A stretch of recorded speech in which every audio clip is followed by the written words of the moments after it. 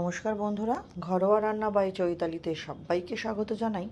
সবাই কেমন আছেন? আশা করছি ভালো আছেন। আমি আজকে ডিমের একটি নতুনত্ব এবং অসাধারণ রেসিপি নিয়ে এসেছি।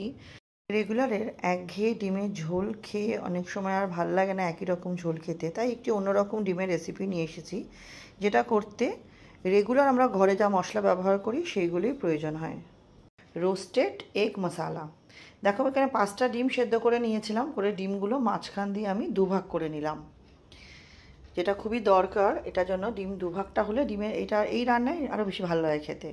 তারপর কড়াইতে তেল দিয়ে তার মধ্যে দিয়ে দিলাম 1/2 চামচ হলুদ গুঁড়ো, 1/2 চামচ কাশ্মীরি লঙ্কার গুঁড়ো, আর তবু 1/2 চামচের একটু কম গোলমরিচ, আর স্বাদ অনুযায়ী দেবো নুন।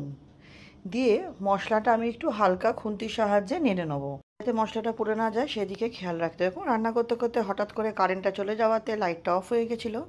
তারপরে কারেন্ট চলে এসেছে। আমি ডিমগুলো কুসুমের দিকটা করে কড়াইতে দিয়ে দিয়েছি। দিয়ে আমি একটু ভালো মতো এটাকে ফ্রাই করে নেবো। এটা হচ্ছে রোস্ট করে নিচ্ছি ভালো মতো। দেখুন, প্রত্যেকটা ডিমের কালার চেঞ্জ হয়ে যাবে, সেই জন্যেই নাম দিয়েছি রোস্টেড এগ। প্রত্যেকটা ডিম আমি এপিট করে খুব ভালো মতো একটু ভাজা ভাজা করে নেবো। একটু ওল্টাতে ডিমগুলো অসুবিধাই হচ্ছিল, স্লিপ করে যাচ্ছিল খুন্তিটা। নতুন বন্ধু যারা আমার এই ছোট্ট চ্যানেলে নতুন ভিডিওটি প্রথম দেখছেন, আমার রেসিপিটা যদি সামান্য হলেও ভালো লেগে থাকে চ্যানেলটি সাবস্ক্রাইব করে পাশে থাকা অনুরোধ রইল। পাশে থাকা বেল আইকনটি প্রেস করে অল নোটিফিকেশানটা অন করে নেবেন, যাতে আমি চ্যানেলে যখনই নতুন নতুন রেসিপি আপডেট করব সবার আগে আপনাদের কাছে নোটিফিকেশান পৌঁছে যাবে। আর পুরনো বন্ধুদের অনেক ধন্যবাদ পাশে থাকার জন্য, সাপোর্ট করার জন্য। অনুরোধ করব এইভাবে পাশে থাকবেন, সাপোর্ট করবেন। আমিও সবার পাশে আছি। প্রত্যেকটা ডিম আমাদের ভাজা হয়ে গেলে একটা একটা করে ডিমটা প্লেটে তুলে নেব। এরকম একটা ডিমের রেসিপি যদি থাকে, এর পাশে মাছ মাংস কিছুরই প্রয়োজন হয় না। গরম গরম ভাতের পাশে এই দিয়ে একতলা ভাত নিমেষেই শেষ হয়ে যায়। এবার ডিমগুলো তুলে নেওয়ার পর আমার তেলটা একটু কম মনে হয়েছিল, তাই আমি 1 চামচ মতো একটু সর্ষের তেল দিলাম।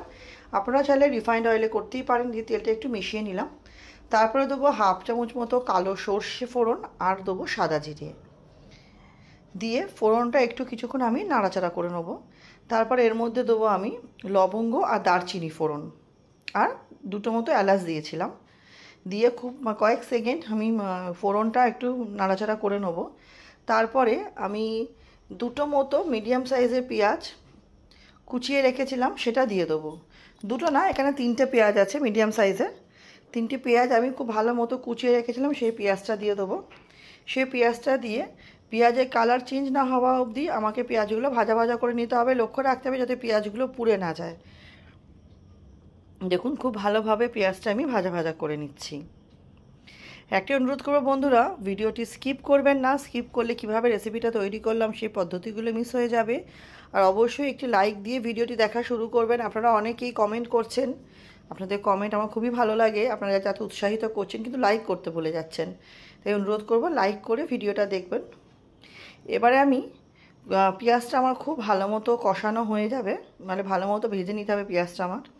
তারপরে আমি আদা, রসুন আর কাঁচা পাকা লঙ্কা বেটে রেখেছিলাম, সেটা দিলাম হচ্ছে বড় চামচের 1 চামচ। দিয়ে আদা, রসুন আর লঙ্কাটা প্রথমে পেঁয়াজের সাথে কষিয়ে নিতে হবে, যাতে পেঁয়াজের কাঁচা গন্ধটা চলে যায়। রেসিপিটা আশা করছি আপনাদের ভালো লাগবে। ভালো লাগলে অনুরোধ করবো অবশ্যই ট্রাই করবেন। কেমন লাগলো কমেন্ট সেকশানে জানাবেন। অবশ্যই কমেন্ট করে জানাবেন কেমন লাগলো। আপনাদের কমেন্টে অনেক উৎসাহিত হই, ভালো লাগে, নতুন নতুন রান্না করার অনুপ্রেরণা পাই। 2টো কাঁচা লঙ্কা দিয়ে দিলাম। ঝালটা অবশ্যই আপনাদের স্বাদ অনুযায়ী দেবেন। এটা রুটি, লুচি, পরোটার সাথে খেতে যেমন অপূর্ব লাগে, ভাত দিয়েও মন্দ লাগে না। আমি ভাত দিয়েই খেয়েছি। এবার আমি একটা বড় টমেটো পেস্ট করে রেখেছিলাম, সেটা দিয়ে দিলাম। সেটা দিয়েও খুব ভালো মতো আমাকে মিশিয়ে নিতে হবে, যাতে টমেটোর কাঁচা গন্ধটা চলে যায়। একটু সময় নিয়ে এটা করতে হবে। এরপর আমি কিছু গুঁড়ো মশলা দিচ্ছি। তার জন্য দিচ্ছি আমি ছোটো চামচের 1 চামচ ধনে গুঁড়ো, দিয়ে দেবো কাশ্মীরি লঙ্কার গুঁড়ো, ওই ছোটো চামচের 1 চামচই ধরুন দিচ্ছি। এই রান্নায় আমি জিরে গুঁড়োটা ব্যবহার করিনি। ঝালটা অবশ্যই স্বাদ অনুযায়ী দেবেন, আবারও বলছি, কারণ এখানে গোলমরিচ লঙ্কা দুটোই যেহেতু ব্যবহার হচ্ছে। আপনারা চাইলে লঙ্কাটা স্কিপ করতে পারেন, কারণ এই রান্নার গোলমরিচটা কিন্তু মেন, টেস্টটা দ্বিগুণ বেড়ে যায়। এবার আমি এর মধ্যে দিয়ে দেবো হলুদ গুঁড়ো, ওই 1/2 চামচ মতোই হলুদ গুঁড়ো দেবো। আপনাদের যেরকম পরিমাণ থাকবে ডিমে, সেই অনুযায়ী আপনারা সমস্ত পরিমাণগুলো বাড়িয়ে বা কমিয়ে নেবেন। এবার আমি দেবো ছোটো চামচের 1 চামচ মতো গোলমরিচের গুঁড়ো, 1 চামচের একটু কম দিয়েছিলাম। দিয়ে খুব ভালো মতো আমি মশলাগুলো মিশিয়ে নেব। অবশ্যই নুন দেবেন, নুনের পরিমাণটা অবশ্যই নিজেদের স্বাদ অনুযায়ী দেবেন। দিয়ে সমস্ত মশলাগুলো খুব ভালো মতো আমি কষিয়ে নেব, যাতে প্রত্যেকটা গুঁড়ো মশলার কাঁচা গন্ধ চলে যায় এবং যেন খুব সুন্দরভাবে মশলাগুলো সেদ্ধ হয়ে যায় আর যাতে তেল ছেড়ে দেয়। যতক্ষণ না তেল ছাড়বে ততক্ষণ কিন্তু আমাকে কষিয়ে নিতে হবে। রান্নার আসলেই হচ্ছে মশলাটা কতটা কষছে তার উপরে হচ্ছে রান্নার স্বাদ। খুব ভালো মতো মশলা আমাকে কষিয়ে নিতে হবে। মশলাটা কষানোর সময় আমি এটা মিনিট 3-4 মতো ঢেকে রেখেছিলাম। মিনিট 3-4 পর দেখুন মশলাটা খুব সুন্দর করে কষে গেছে, সাইড দিয়ে তেল বার হতেও শুরু করেছে। আমি আরেকটু কিছুক্ষণ খুন্তির সাহায্যে এটাকে আমি নেড়ে নিচ্ছি। বন্ধুরা, ডিমের রেসিপিটা আমি প্রথমবারই ট্রাই করেছি, কিন্তু খেতে এতটাই অপূর্ব হয়েছিল যে কি বলবো, অসাধারণ হয়েছিল। একটা দক্ষিণ ভারতীয় ফ্লেভার আছে, লাস্টে অবশ্যই দেখাবো আপনাদের, একটু অন্যরকম। এর মধ্যে আমি জল দিলাম। জলটা গরম জল দিন বা ঠান্ডা জল দিন, অসুবিধা হয় না, স্বাদে কোনোটাই পরিবর্তন হয় না।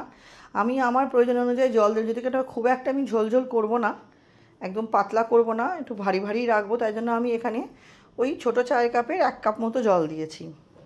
জল দিয়ে সাইডের যে মশলাগুলো লেগে আছে সেটা আমি চেঁচে নামিয়ে দিচ্ছি। যখন দেখবো আমার ঝোলটা ফুটছে, এর মধ্যে আমি ডিমগুলো দিয়ে দেবো, যে ডিমগুলো ভেজে রেখেছিলাম একটা একটা করে প্রত্যেকটা ডিম আমি পরপর সাজিয়ে দেবো।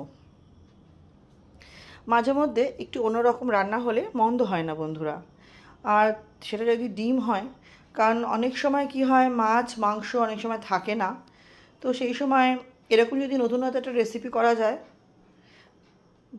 ভাতের পাশে একটু অন্যরকম স্বাদ আসলে ভালোই লাগে খেতে।